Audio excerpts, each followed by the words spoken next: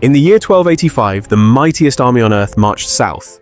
Against them stood a small nation fragile in size, yet unshaken in spirit. To survive, they would need sacrifice, unity, courage, and above all, wisdom. Some names would rise from the fire of battle and live forever in history.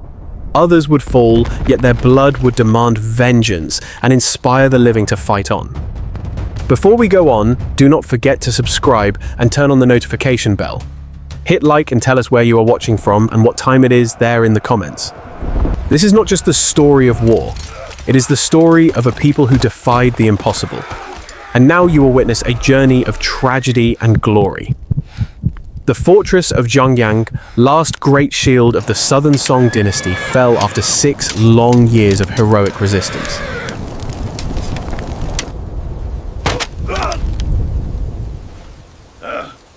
Prepare for war. With its collapse, the entire Southern Song dynasty crumbled and the Yuan Empire of the Mongols rose as the mightiest power on Earth. To the Mongols, Dai Viet was more than a small neighbor. It was a thorn in their side, standing on a strategic crossroad. And it was also a matter of pride, for this was the land that had once defied them, the land that had scarred the myth of their invincibility. The 9th prince of the Yuan emperor led an army drawn from across Asia, the greatest host the world had ever seen. Mongol cavalry, Southern Song. Dynasty infantry, Dali kingdom warriors, and even Champa kingdom archers. At sea, the combined navies of the Mongols and the fallen Southern Song dynasty, commanded by General Omar, formed the strongest fleet of its age. It was a vast multi-ethnic force uniting the finest arms of Asia, led by generals who had already conquered the world. And now their gaze was fixed on Dai Viet. And so the clash began between the world's strongest and a tiny kingdom. I will not bow to invaders! Dai Viet had no mighty fortresses to shield its borders, and that weakness showed in the lightning pace of the Guen advance. One by one, the mountain passes and northern outposts fell. The opening of the war was no surprise. Once the Mongols had ruled only the open battlefield, but years of sieges against the strongest citadels of the world had turned them into masters of assault. And yet the courage of Dai Viet was undeniable. In open combat, they fought the invaders to a standstill, trading blow for blow, sacrifice for sacrifice. But against an enemy superior in both numbers and strength, the choice was grimly clear. Retreat or be surrounded and slaughtered to the last man. A handful of fools thinking bare hands could tame the fury of a storm. I warned the court of the price of defeat. We must surrender as soon as possible. Have they listened? No. Against the Mongols, no army stands. Not even empires 10 times our strength survived their onslaught. Unity is power, but betrayal is always the first cut. If our nation of 3 million dares to fall, how many will remain alive, the men slain or chained as slaves? The women forced into the tents of the conquerors turned into vessels for their bloodline. That is the fate awaiting us. And yet Prince Tran Hung Dao calls me a coward, mocks me as if I were a timid woman. Tell me, can the lives of an entire people be risked on pride? But in the end, even my own kin, the 2 kings, my cousin and my nephew, chose the path of war. They already had their secret designs, and my warnings meant nothing. To weaken my voice and those who like me urged surrender, they staged what they called the Dian Hong Assembly. They summoned the elders from every corner of the land, asking whether we should yield or fight. And with one roar, the answer shook the whole fight. They fed the people's pride, fanned the embers into a raging fire, and I knew then it was over. The king understood well the power of the crowd. Fight, fight, fight. These fools would burn the kingdom, and their flames would consume me too. No, I must find a way to save myself before their madness drags me to ruin. I must contact the Mongol. Prince Tranishtak's call for surrender was not entirely without reason. Across the world, many kingdoms had bent the knee to the Mongols and survived. Some even prospered under their protection. For Dai Viet, the choice between surrender and resistance was a 50-50 gamble.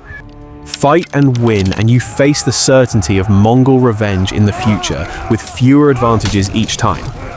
Fight and lose, and you lost everything. From a purely pragmatic view, resistance carried high risk with limited reward. But what set the Tran dynasty apart was not cold calculation. It was spirit. The majority of the royal clan chose to stand and fight, believing freedom was worth any cost. And against all odds, they had both the will and the strength to make good on that choice. Looking back, we cannot help but admire them, not just as strategists or rulers, but as men and women who fought for the ideal of freedom itself. The capital, once home to hundreds of thousands of bustling households. From behind the line, the Mongol prince steps forward. Now lies silent. Millions of soldiers and civilians have already withdrawn to the south. Only 600 warriors remain bound to a single grim purpose: to hold back the Mongol army for as long as humanly possible. They march straight into the jaws of death. Commanded by Prince Tran Binh Trong, a prince whose mother was the last queen of the former dynasty. It began a glorious 7 days of defiance. On the first day, they clashed with the vanguard, 1,000 Mongol scouts riding in hard and fast. The elite guard of Dai Viet was the most formidable force in all the kingdom, swiftly crushing the Mongols' first assault. The invaders had no choice but to withdraw. The force was recruited in the most unusual way. Birth and rank meant nothing. His ranks were filled with criminals, orphans, and the destitute with nowhere else to turn. They owed loyalty to no one but the central court and to the cause of the nation itself. Against an enemy that outnumbered them 1,000 to 1, there would be no return. The tide of foes seemed endless, each wave larger and fiercer than the last. The Mongols had brought the mightiest warriors of their empire. One by one, the soldiers of Dai Viet fell. With every life spent, the trade of man for man was ever more comfortable and ever more hopeless. The army was far too small to stop an enemy so vast. Yet Prince Tran Binh Trong turned to strategy, using every ounce of cunning to hold the invaders in check. The cost was horrific for both sides. The elite soldiers of Dai Viet fell one after another, never to return, many still so young. Their dreams left forever unfinished. On the fourth day, they lost another 100 warriors. By the fifth, only a single squad remained. Prince Togon himself took special notice of the extraordinarily valiant commander leading the enemy. "Ah, good brother, I have waited for you a long time, and I respect heroes like you. To face many with so few, to hold out for so many days, to fight until the last man. You have served your homeland exceedingly well. A talent like yours should not be wasted in death. The Yuan Empire honors the brave and the skilled. We nurture such men. You and I could stand as brothers in arms, conquering great lands across the known world. I will never choose the easy path. I have long been ready to die. Instead of dying here today, come with me and together we will carve legendary victories that will echo through the ages. Many have surely surrendered to you. Many of my brothers in arms today were once like you, enemies who laid down their arms and joined the empire. I would rather be a ghost of the south than a king in the north. Farewell, the hero gave his life for his homeland. He fought with unmatched courage, surpassing all expectations, holding the enemy at bay for 7 full days. We are starving! In those 7 days, the High Command withdrew and vanished without a trace. Now the spirit of the entire Dai Viet people stands ready for the sacrifices yet to come. And Prince Tran Binh Trong is the first to fall, the one who lit the great flame that will burn all.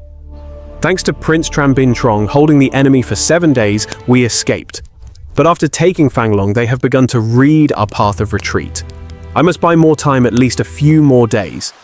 Yet with General Sugetu marching north, our space narrows with every step. Soon there will be no road left to run. This war is a race against time. Will I be captured first, or will the enemy supplies run dry? Before then, Nong suggested a marriage, a princess given to Prince Togon, both to delay him and to place eyes and ears within his camp. I thought of one name, Princess Tien Tue Beautiful, but her heart had once strayed to Prince Tran Nhat Duat, a reckless cousin of ours. Worse, she had already been promised to the son of Prince Tran Hung Dao. The scandal forced me to banish Prince Tran Kang Du, strip him of rank, cast him into common life. Only the Mongol threat brought him back to service. To send Princess Tien Tue away would be to solve 2 problems at once. Yet she refused with fury. She swore she would rather die than be wed into the house of our enemy. So then another name, Princess Anne, too graceful, virtuous, and loyal. When she heard the plan, her heart broke. That night she wept in dreams, haunted by visions of a dark future, alone a woman among the Mongols. But courage and her love for our dynasty burned brighter than fear. She chose sacrifice. "I will be the eyes and ears of Dai Viet at Prince Togan's side," she whispered. Her wedding to Prince Togan bought us 3 precious days. 3 days to scatter our forces to retreat once more. In those nights, she played her role well. A gentle wife, yet also the spy she had promised to be. The enemy are no fools. But tell me, when has a man ever resisted the snare of beauty? Useless. What set the Tran dynasty royal family apart from so many other dynasties around the world was their unity and their willingness to sacrifice. 2 figures stand out. Prince Tran Binh Trong, for example, was no ordinary noble. His mother was Li Jong, the last queen of the Li dynasty, and his father descended from the Li royal line. He carried the blood of 2 royal houses, exactly the kind of character you might expect in a novel to one day claim the throne. But in reality, he chose the path of sacrifice, dying in battle, like countless others, to defend his homeland. Another example was Princess An To. Remembered as one of the consorts of Prince Togan, she bore him 3 children. But Vietnamese history records her as one of the earliest examples of a female spy giving her life in service to her country in a different way. And then there was Prince Tran Hung Dao. His family had bitter rivalries with a branch of the Tran clan. In fact, his own father had his wife taken by the king's father, and on his deathbed urged Prince Tran Hung Dao to reclaim the throne by force. By all logic, Prince Tran Hung Dao should have been the least motivated to protect that royal line. Yet, when the Mongols came, he became the strongest advocate for resistance, dedicating everything to defend the dynasty he might once have been expected to overthrow. This was the strength of the Tran dynasty family. Yes, they quarreled. Yes, rivalries ran deep, but unlike the bloody power struggles seen in many royal courts elsewhere, the Tran clan were more like a neighbor's family, arguing and resenting each other in peacetime. But when danger struck closing ranks, to defend one another with everything they had. At its core, the war between the Mongols and Dai Viet was a war of attrition. The Vietnamese used the Scorched Earth strategy, burning crops, emptying villages, denying the enemy every source of food.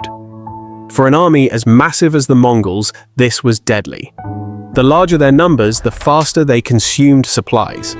And no matter how well they guarded their supply lines, the Vietnamese were always there to harass and disrupt.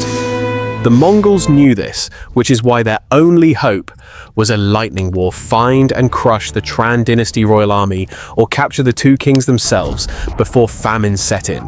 The rulers of the Tran dynasty, on the other hand, avoided direct confrontation, deliberately stretching out the conflict. At times, the 2 kings even acted as bait, luring the Mongols ever deeper while buying precious time. There were no hidden tricks here. Each side understood the other's intent. The question was brutally simple: who would achieve their goal first? It was a race against time, a deadly game of catch me if you can.